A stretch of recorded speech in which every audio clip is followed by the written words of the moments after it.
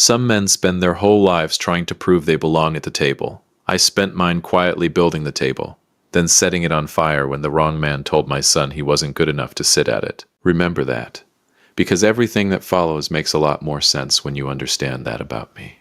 Welcome to Dad Raw Revenge. Grab your coffee, get comfortable, and remember the people in these stories had every chance to behave themselves. They just chose wrong. Drop a comment, hit that like button, and make sure you're subscribed. Trust me, you're going to love it here. It was a Tuesday morning in early October, Cincinnati, Ohio, the kind of crisp fall morning where the sky looks like God freshly painted it. Pale blue, sharp edges, leaves turning burnt orange along Riverside Drive. I was in my garage on the east side of Anderson Township, elbow deep in a '67 Mustang restoration I'd been nursing for 3 years, when my phone buzzed. Nolan. Why is he calling at 9:40 on a Tuesday? Boy's supposed to be at work. Almost. Nolan. What's up, son? Silence. Then, breathing. The kind of breathing a grown man does when he's trying real hard not to fall apart in front of his father. Dad. His voice cracked on just that one word and my whole chest tightened. I'm at Alms Park. Can you just come? I was already pulling off my work gloves. Don't move.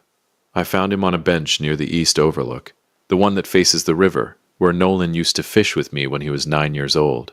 Except this time he wasn't 9. He was 34, sitting with his shoulders caved in like something invisible was pressing down on them. And next to him, little Eli, 5 years old, pack on his lap, eyes wide and quiet.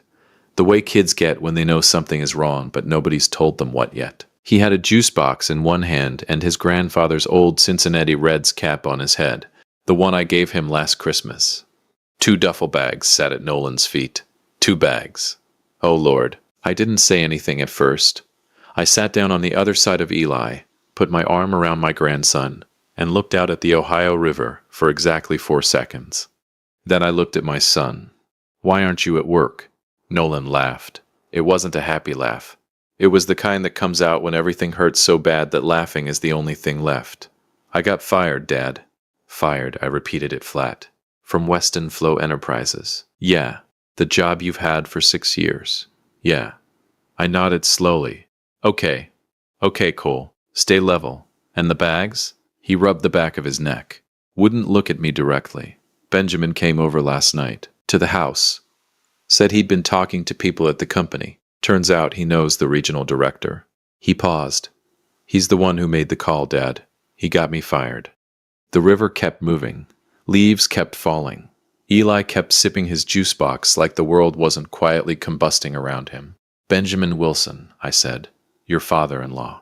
My former father-in-law. Nolan's jaw tightened. Amelia filed papers this morning. I turned to look at him fully then. All of this happened since last night? He told her to. His voice dropped low, almost a whisper. He called her after he left our house and told her that if she stayed married to me, he was cutting her off completely. Said our bloodline. He stopped, swallowed. Said our bloodline wasn't worthy of the Wilson name. Bloodline. I sat with that word for a moment, just let it sit there between us like something that had been dropped and nobody wanted to pick up. Dad. Nolan finally looked at me. His eyes were red. I don't know what I did. I gave that family everything. 6 years. I coached Benjamin's nephew's little league team. I showed up to every Wilson family dinner. I fixed that man's back porch with my own hands. His voice broke again. And he just threw us out like we were nothing. Like Eli was nothing. Eli looked up at the sound of his name. Grandpa, he said seriously, holding up his juice box. It's grape. I looked at that little boy, his father's eyes, my father's nose, 5 years old and completely unbothered because he trusted that the adults around him had it handled. He's right to trust that, son. Grandpa's got it handled. I stood up. Slow, deliberate. The way I do when my mind is already 3 moves ahead and my body's just catching up. Grab the bags. Nolan blinked. What?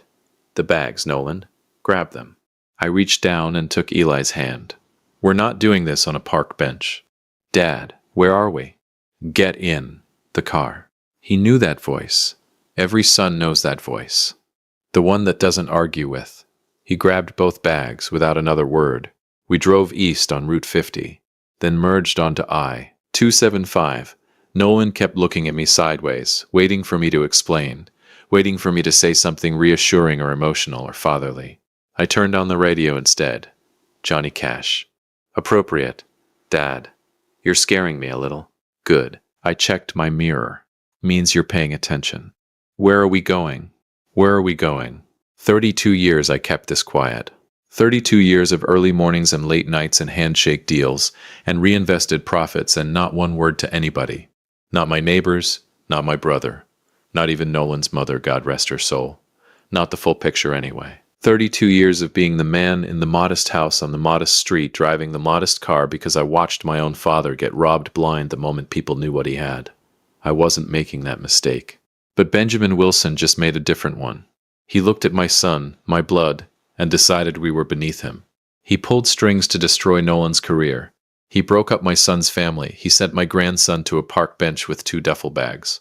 On a Tuesday, in my city, we pulled off the highway onto Mosteller Road in Sharonville, past the shipping companies and the industrial parks, until I turned into a long private drive behind a facility that stretched nearly 4 city blocks. Nolan sat up straight. The sign above the main entrance was clean, steel lettering, understated, professional. Nova Group, Advanced Manufacturing Solutions. Dad. Nolan's voice had gone quiet in a completely different way now. What is this place? I parked, cut the engine, sat there for just a moment looking at what 32 years of silence had built. This, I said, is your inheritance. I opened the car door, and we've got a vendor meeting to reschedule. He had no idea what that meant yet, but Benjamin Wilson was about to find out. If you've been listening for a while and want stories like this to keep coming, it really helps if you hit that like button and subscribe. Thank you for real. There's a particular kind of silence that fills a room when people realize they've been underestimating someone their entire life. It's not loud, it's not dramatic, it just settles, like dust after an earthquake. I've been living inside that silence my whole career. Benjamin Wilson was about to get introduced to it. Wednesday morning, 7:14 a.m. I was already at Nova Group before the first shift clocked in. That's a habit I built in my 30s and never broke. You want to know the health of a business, don't look at the books. Look at who shows up first and who leaves last. I'd been showing up first for 32 years. My office was on the 2nd floor. Corner room, glass panels overlooking the production floor below. Nothing fancy. A desk, 2 chairs, a whiteboard covered in numbers that would have made Benjamin Wilson's eyes water. I kept a framed photo on the corner of the desk. Nolan at 12, holding a fish we caught at Winton Woods, grinning like he'd just conquered something. I looked at that photo every single morning. Today it hit different. My operations manager, Russell Briggs, knocked twice and walked in at 7:30 sharp.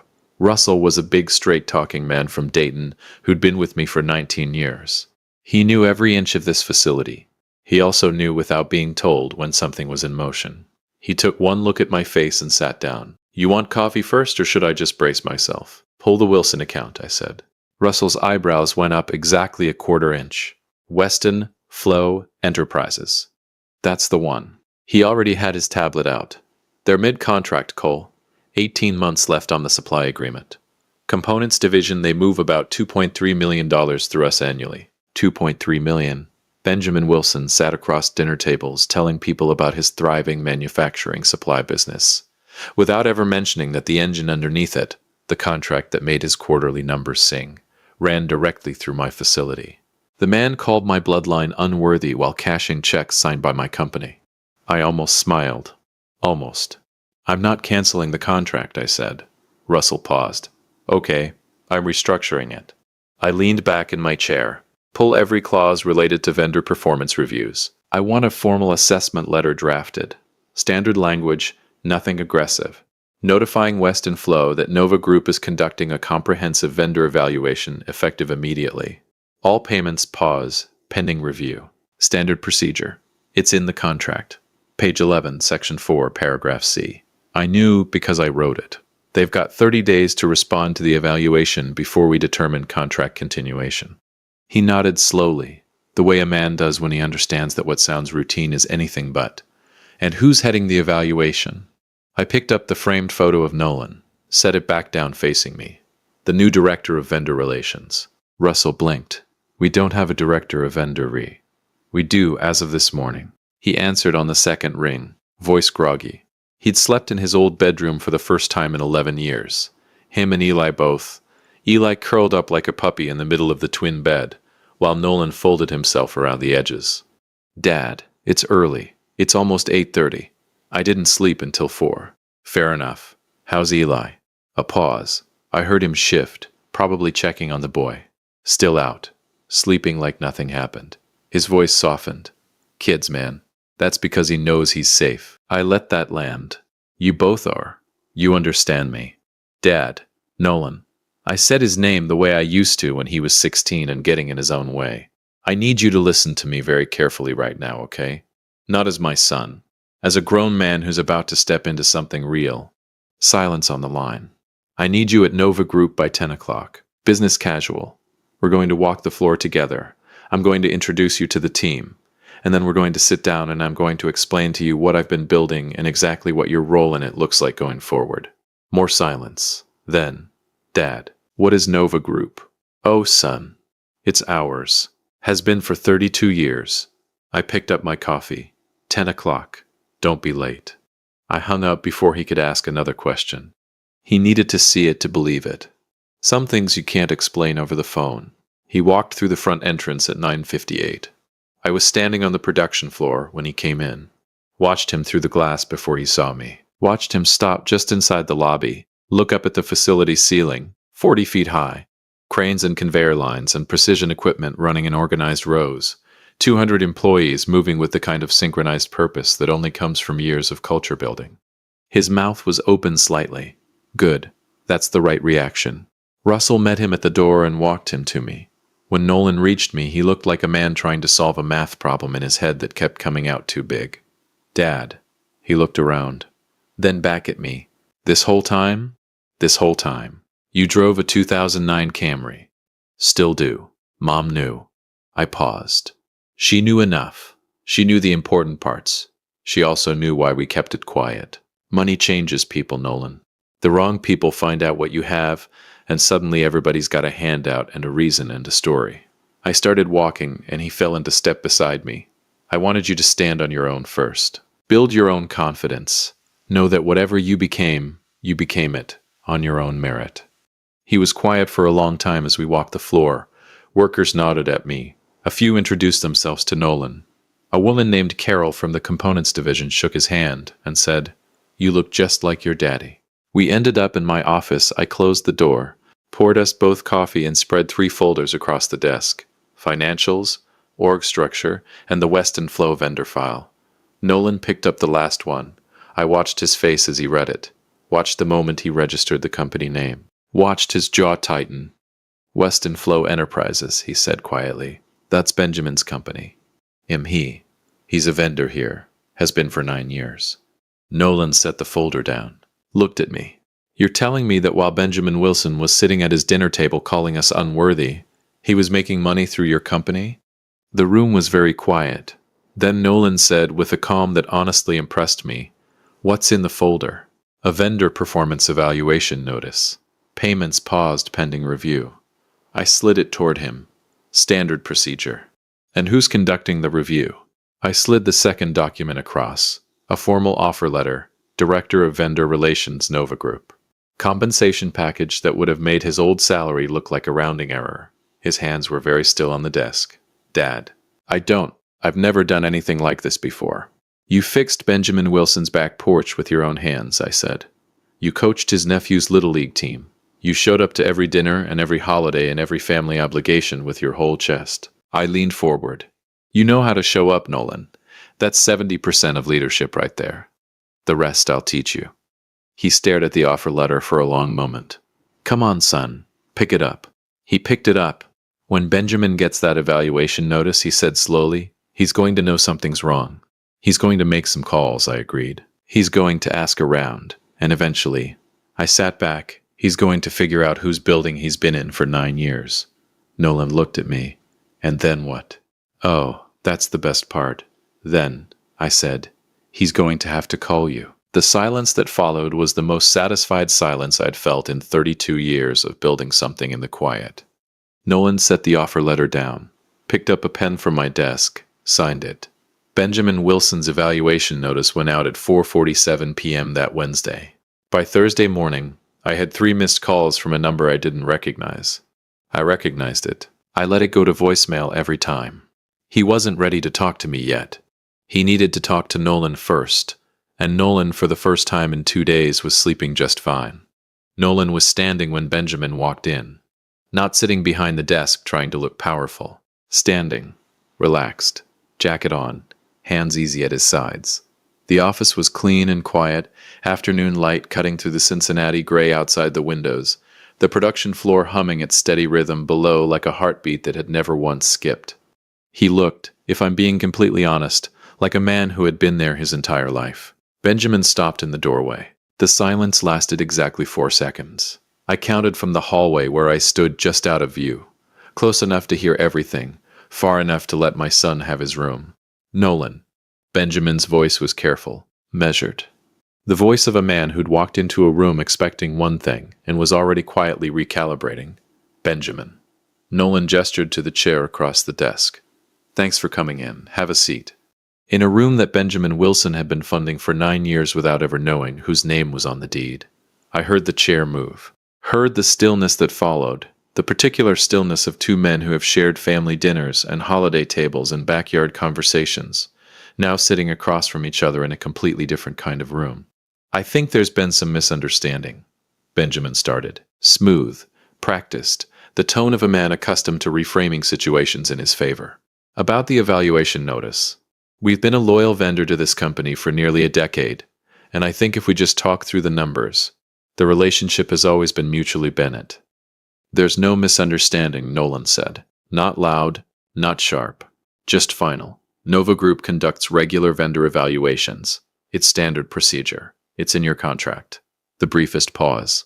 Page 11, Section 4, Paragraph C. Silence settled over the room like fresh concrete. Nolan. Benjamin's voice dropped to register, softer now. The involuntary softness of a man feeling the floor shift beneath him. Look, I understand things between our families are complicated right now. I understand there are emotions involved, and I'm not dismissing that.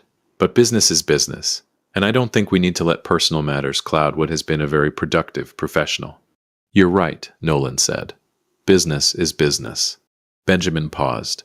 Hadn't expected agreement, which is why I want to be completely professional about what happens next. I heard movement, the quiet slide of a folder across a desk surface. There it is.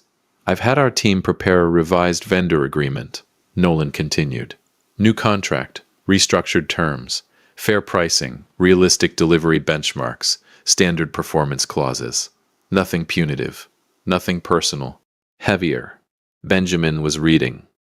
I could picture it. The man in the charcoal suit, silver hair, 9 years of comfortable assumptions, dissolving line by line as he worked through a document prepared by the son he'd thrown out of his daughter's life 4 days ago. 4 days. Benjamin Wilson had turned our world upside down on a Monday night, and by Friday afternoon his entire business lifeline was sitting in Nolan Edwards' hands in a building Cole Edwards owned. God has a sense of humor. He just doesn't always show his hand early. This is... Benjamin started. Stopped. These terms are reasonable. I know they are, Nolan said simply. I wrote them to be. More silence. Nolan. Benjamin's voice had changed again, something underneath it now that hadn't been there when he walked in. Something older. Quieter. Like a man who'd been carrying something heavy for a long time and could feel his grip finally going. What I said. About your family. About your... He stopped on the word. Couldn't quite get it out the second time. I was wrong. I've been wrong about a lot of things for a long time, and I told myself it was principle. No, it's okay. I forgive you. I appreciate that. The honest response of a man who's been wounded and isn't pretending otherwise. The evaluation will run its course, Nolan continued. Whatever happens professionally, happens professionally. But Eli needs his grandfather, his mother's father. Whatever that relationship looks like going forward, that's between you and God and your daughter. My jaw tightened in the hallway. Not from anger, from recognition. Because that's the most honest thing Benjamin Wilson had ever said in my presence, and he didn't even know I was there to hear it. Nolan let the words sit, didn't rush to fill the space, didn't offer cheap comfort or easy absolution. He let the man breathe inside his own truth for a moment, which, if you ask me, was more grace than Benjamin Wilson had earned, and more character than most men his son's age could have managed. I appreciate that, Nolan said finally. Steady, warm but not weak. Genuinely. Then, but I need you to understand something, Benjamin. His voice was quiet now, the kind of quiet that commands a room better than volume ever could. Not as a vendor, not as your former son-in-law, as a man. I stopped breathing. My father built something extraordinary. 32 years. Quietly, without asking anyone's permission or approval or validation. Another beat. He built it for our family, for our name, for Eli. I could hear the steadiness in every syllable. No tremor, no performance, just truth. You looked at us and saw a bloodline that wasn't worthy. You made a phone call that cost me my job. You pressured my wife into walking away from her marriage. The room was absolutely still, and somehow, Nolan's voice stayed level even as the weight of those words filled every corner of that office. You ended up sitting across from me, in our building, reviewing a contract that determines whether your company survives next quarter. Nobody moved. Nobody spoke. Then Nolan slid something else across the desk. A pen. My father taught me that real power doesn't humiliate. I closed my eyes in the hallway. It just makes things very, very clear. The silence that followed was the longest 8 seconds of my life. Then, the quiet, unmistakable scratch of a pen moving across paper. Benjamin Wilson signed the contract. Nolan signed it after him. Calm. Deliberate. The way a man signs something he's already decided. Nobody said another word about bloodlines. Nobody made a speech. Nobody twisted the knife or raised a voice or did anything that needed to be done because nothing needed to be done anymore. Everyone in that room knew who won. Nobody said it out loud. They didn't have to.